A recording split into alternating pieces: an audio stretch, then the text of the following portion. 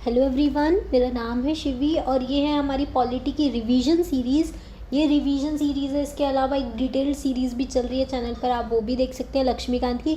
ये उन सब के लिए जो एकदम लास्ट मोमेंट पे रिवाइज़ करना चाहते हैं। तो इसमें ऑलरेडी मैं पार्ट्स वाला एक पूरा दे ही चुकी हूँ लेक्चर, एक सेलिएंट फीचर्स वाला भी हम लोग कवर कर चुके हैं। अब हम जो आज कवर करने वाले हैं वो है प्रीएम्बल के बारे में। तो प्रीएम्बल के क्या क्या इंपॉर्टेंट पॉइंट्स होते हैं उसके बारे में डिस्कस करेंगे। अगर किसी ने डिटेल्ड वाला वीडियो नहीं देखा है, जो हमने पूरा लक्ष्मीकांत की समरी पूरी बुक में से जो हम लोगों ने कवर किया है, अगर आपको वो देखना है तो आप वहाँ से भी वो चेकआउट कर सकते हैं। उसके बाद यहाँ पे रिवाइज़ कर सकते हैं और इसको देखकर आप अपने शॉर्ट नोट्स भी बना सकते हैं। ठीक है, तो देखिए क्या क्या इंपॉर्टेंट है।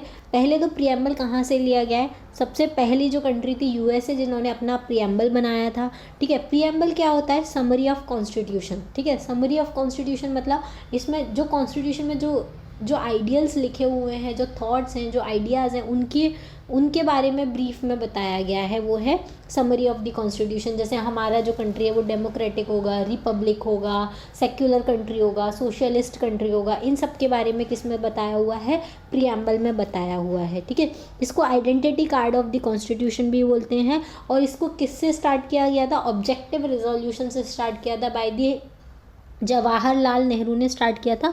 कौन सी डेट को? 13 दिसंबर 1946। ये डेट पूछ ली जाती है, कौन सी डेट को ऑब्जेक्टिव रेजोल्यूशन लेके प्रीएम्बल स्टार्ट किया गया था?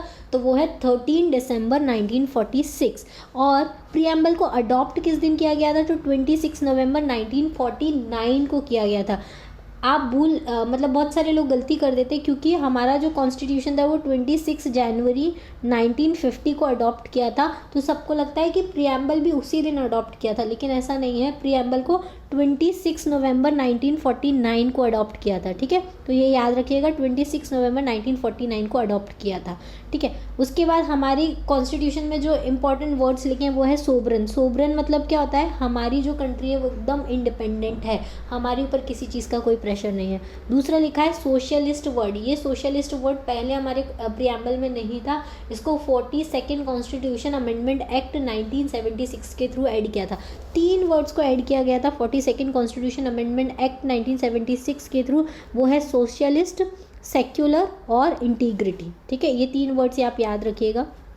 उसके बाद सोशलिस्ट मतलब होता है कि हमारी जो कंट्री है वो सोशल वेलफेयर के लिए ज़्यादा काम करेगी। जैसे हमारी गवर्नमेंट होती है वो सोशल वेलफेयर के लिए ज़्यादा काम करती है, जैसे पब्लिक हॉस्पिटल बनाना, पब्लिक एजुकेशनल स्कूल्स बनाना। अभी जैसे कोविड चल रहा था तो कोविड में पूरी पब्लिक के लिए वैक्सीनेशन ड्राइव करना, ये सारे सोशलिस्ट वर्क में आते हैं। ठीक है, तो सोशलिस्ट वर्क करेगी हमारी जो गवर्नमेंट है।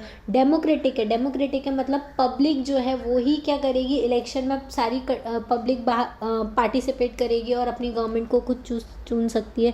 फिर लिबरलाइजेशन, प्राइवेटाइजेशन एंड ग्लोबलाइजेशन हमारी कंट्री में हुआ, उसके बारे में मेंशन किया गया है।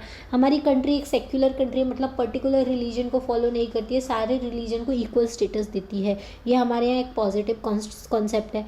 फिर चौथा हमने देखा था कि हमारी जो कंट्री है वो डेमोक्रेटिक प्रिंसिपल को फॉलो करती है, मतलब हमारे यहाँ पे यूनिवर्सल एडल्ट फ्रेंचाइजी है, जिसके अकॉर्डिंग सब लोग जो भी 18 ईयर्स के ऊपर के हैं, चाहे वो किसी भी कास्ट के हो, चाहे वो किसी भी रिलीजन के हो, चाहे वो मेल हो या फीमेल हो, सबको वोट करने का राइट है। ठीक है, फिर रिपब्लिक के बारे में लिखा है कि हमारी जो कंट्री का हेड होता है प्रेसिडेंट और प्राइम मिनिस्टर, वो सब कौन से हेड होते हैं? इलेक्टेड हेड होते हैं। वो किसी पर्टिकुलर मोनार्कियल फैमिली को बिलोंग नहीं करते हैं, वो इलेक्टेड हेड होते हैं। तो वो पूरे इंडिया में से कोई भी, चाहे वो किसी भी प्रोफेशन का हो, चाहे वो किसी भी कास्ट का हो, चाहे वो किसी भी रिलीजन का हो, चाहे वो एकदम छोटे से छोटा व्यक्ति हो, वो भी क्या बन सकता है? इलेक्टेड हेड बन सकता है, अगर उसके अंदर कैपेबिलिटीज़ हैं। ठीक है, फिर चौथा हमको लिबर्टी दी गई है। लिबर्टी मतलब हर चीज़ की फ्रीडम है, हम जो चाहे हम वो जॉब कर सकते हैं, हम जो है चाहे वो एसोसिएशन बना सकते हैं, हमको ये फ्रीडम है कि हम अपने व्यूज़ को एक्सप्रेस कर सकते हैं। अगर हम चाहे हमारा प्रेसिडेंट अच्छा काम नहीं कर रहा है तो हम उसके अपोज में भी अपनी बात रख सकते हैं। फिर नेक्स्ट जो है वो इक्वालिटी। तो हमारे कॉन्स्टिट्यूशन में हमको सोशल इक्वालिटी दी गई है कि हमको कोई डिस्क्रिमिनेशन नहीं किया जाएगा कास्ट रिलीजन की बेसिस पे। दूसरा इकोनॉमिक इक्वालिटी दी गई है। इकोनॉमिक इक्वालिटी मतलब कि सबको इक्वल अपॉर्चुनिटी दी जाती है जॉब के लिए। आप चाहे फॉर्म निकलता है, आप सब लोग उसके लिए फॉर्म भर सकते हो। पॉलिटिकल इक्वालिटी मतलब पॉलिटिकली सबको वोट करने का राइट है, इलेक्शन कंटेस्ट करने का राइट है, तो ये पॉलिटिकल इक्वालिटीज़ में आता है। फिर नेक्स्ट हम देखेंगे फ्रेटर्निटी। फ्रेटर्निटी मतलब हमको ब्रदरहुड के साथ रहना है, भाईचारे के साथ रहना है, यूनिटी और इंटीग्रिटी जो है हमारी कंट्री की वो हमको देखना है। तो इसी में ये वर्ड जो है इंटीग्रिटी ऐड किया गया था 42nd कॉन्स्टिट्यूशन अमेंडमेंट एक्ट के थ्रू। ठीक है, ये हो गया प्रियम्बल। अब प्रियम्बल का इंपॉर्टेंस क्या है? पॉलिटिकल होरोस्कोप बोला जाता है। किसने बोला था इसको? के.एम. मुंशी जो थे उन्होंने इसको पॉलिटिकल होरोस्कोप बोला था। और ये की नोट ऑफ कॉन्स्टिट्यूशन है, मतलब कॉन्स्टिट्यूशन में जो कुछ लिखा है उसका की नोट है कौन? प्रियम्बल। अब दूसरा जो इम्पोर्टेंट चीज़ बनती है वो है कि प्रियम्बल जो है वो कॉन्स्टिट्यूशन का पार्ट है या नहीं है। तो हमने डिस्कस किया था कि बेरुवारी जो केस है 1960 का, उसमें सुप्रीम कोर्ट ने ऐसा बोल दिया था कि प्रियम्बल जो है वो कॉन्स्टिट्यूशन का पार्ट नहीं है। लेकिन जब दूसरा केस आया केशवानंदा भारती केस 1973 में, उसमें प्रियम्बल ने बोल दिया कि प्रियम्बल उसमें सुप्रीम कोर्ट ने ये बोल दिया कि प्रियम्बल जो है वो पार्ट है कॉन्स्टिट्यूशन का। फिर ये LIC का केस भी आया था एक 1995 में, जिसमें ये बोला था कि प्रियम्बल जो है वो इंटीग्रल पार्ट है कॉन्स्टिट्यूशन का। आप इसको यहाँ पे थोड़ा सही कर लीजिएगा, मैंने LIC केस नहीं लिखा है तो आपको बता देती हूँ कि LIC केस में ऐसा बोला था कि इंटीग्रल पार्ट है कॉन्स्टिट्यूशन का, और केशवानंदा भारती के केस में बोला था कि ये पार्ट है कॉन्स्टिट्यूशन का। ठीक है, तो ये तीनों केस याद रखिएगा, 1960, 1973 और 1995। ओके, उसके बाद नेक्स्ट क्वेश्चन बनता है कि प्रियम्बल अमेंडेबल है। तो हाँ, प्रियम्बल अमेंडेबल है क्योंकि 42nd कॉन्स्टिट्यूशन अमेंडमेंट एक्ट 1976 के थ्रू इसको अमेंड किया गया है और 3 वर्ड्स को ऐड किया गया है, वो है सोशलिस्ट, सेक्युलर और इंटीग्रिटी। अच्छा, उसके बाद नेक्स्ट क्वेश्चन बनता है क्या प्रियम्बल नॉन जस्टिसिएबल है या जस्टिसिएबल है? प्रियम्बल में जो लिखा है वो वायलेट होता है तो क्या हम उसके लिए प्रियम्बल के लिए क्या हम सुप्रीम कोर्ट के पास जा सकते हैं? नहीं, प्रियम्बल जस्टिसेबल नहीं है, ये सिर्फ की नोट है, समरी है कॉन्स्टिट्यूशन का। इसमें जो भी लिखा है उसके लिए हम directly supreme court, high court ये जगह नहीं जा सकते हैं। ये सिर्फ पार्ट है कॉन्स्टिट्यूशन का और ये एनफोर्सेबल नहीं है किसी भी कोर्ट में। ठीक है, तो ये सब है प्रियम्बल के बारे में इंपॉर्टेंट पॉइंट्स।